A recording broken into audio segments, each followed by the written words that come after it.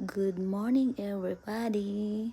So this is my breakfast today. This morning, taquitos beef cheese. So ito yung laman niya. Ayan. Yan yung laman. Tapos ayan, kumuha na rin ako ng apat. Hihinatin natin. Dagdagan ko pa siya ng isa para 5. So now, initin natin bago kainin. Lagyan natin sa microwave. Ayan, ilagay natin sa microwave. Ayan. And then,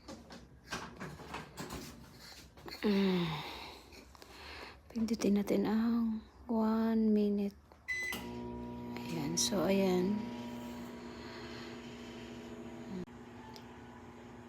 Flavor beef cheese niyan. So ayan na, tapos na nating mainit. Ayan. 1 minute. So ayan, tapos na. So will be 2 minutes sa microwave. So ayan, nilipat ko siya sa ziplock para hindi siya mapasukan ng ice sa loob ng karton.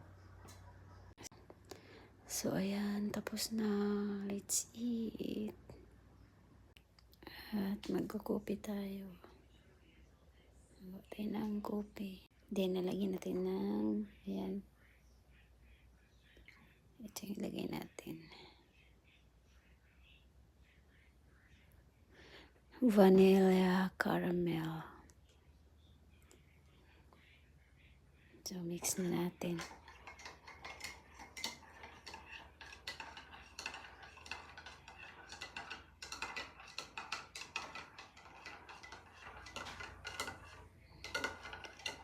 That's it.